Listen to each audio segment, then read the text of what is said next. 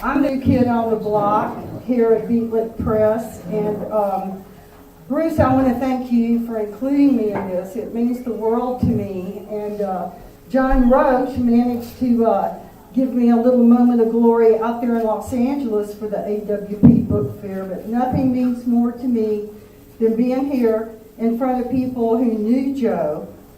And I want to acknowledge two of his blurbologists that happen to be in the audience, one being Joe Somoza up there at the bagel table, and the other being John Knoll from Milwaukee. And John and Maria Salazar are some of the most important people in Joe's life, and actually John is the prototype for Joe's character, Seeing Jazz, in his book, and he's the central character.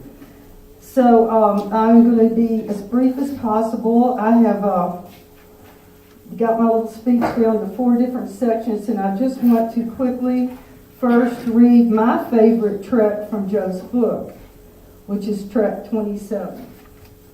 And Joe did a lot of unusual things with his book, and he had little facts about literature and films before every track, or some people call them chapters, but they're set up to be read individually. Sometimes they follow each other, and you can just kind of jump around in the book. When I was a student, the majestic peaks of Grand Tetons made me wish I could fill my dorm room with rocks. I didn't want imported beer bottles or old Christmas cards or calendar girls straddling motorcycles on my shelf. I wanted to adorn my study area with rock formations, but I settled for books and LPs because they were easier to move at the end of the semester, and the best plan was to visit the rocks and their own habitat. I encountered the wonderment of random rocks as I hiked the trail to Lake Solitude. It was in this remote locale that I met a Buddhist monk. The monk had been there for 7 days. He spoke English as well as 7 other languages. Our minds closed ranks on the 3rd day as rain pelted the rocks. It turned out that we both wrote poems, so we created a piece, alternating lines. After spending time with him, I felt like we were fast friends. He informed me that he could not survive for extended periods of time on the lowlands. He traveled from one mountain range to another. He had camped in the Alps, the Himalayas, and was then touring the Northern Rockies. His important work took place in dream time. Waking hours for him were given over to mundane functions of the body. He created poems in his sleep and used the soft light in early morning and late afternoon to transcribe their significance. He had escaped the Chinese occupation of Tibet. For many years, he lectured to the Western world about the importance of Tibetan culture. He was content to live alone, but felt a heavy calling to a troubled land. And the last time I saw him was on the evening news. He was in Vietnam. He sat down in the open in a public place and poured gas over the body. He set himself on fire to show us the unmitigated horror, and the corpse, Buddha of Peace, burst into flame.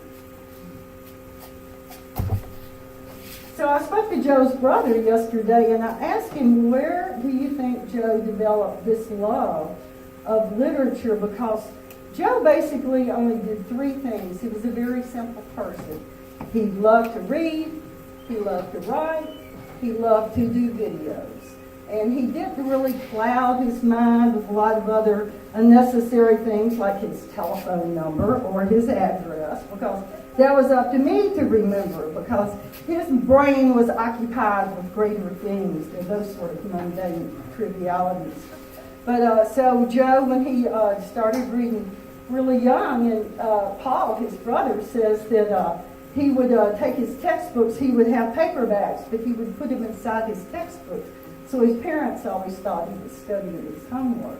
but he was really doing his love of literature. He, born and raised, died and buried here in Albuquerque. I call him the Jack Kerouac of the Southwest.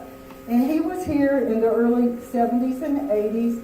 He always published. Joe believed in publishing the deserving, and I've got back there on display some of the chameleons that go all the way back to the 70s. Larry Goodell is very prominent in many of them.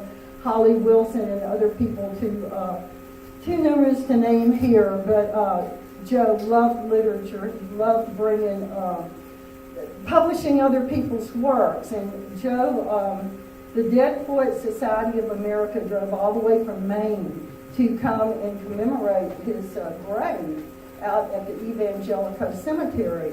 And so one of his friends, Chuck Rubin, said of Joe at that ceremony that Joe was the kind of person who was always talking about you, encouraging you to write, encouraging you to do something artistic. And even if you weren't an important person, Joe made you feel important. He made whatever you had to say worthy and worth publishing. And he spent his life doing that. He came to Nashville, got involved with community access. We had an international newsletter for 22 years that was very well respected. But Joe, his writing techniques, Joe researched, just like journalists do. And the minute we spent a lot of time living in the van and traveling, the last 2 years of his life, he had that book. He'd written on it for 20 years, and every time we hit a library, he was going to check his facts. And I don't think there's anything wrong in all his little factoids in his book because they were so diligently researched.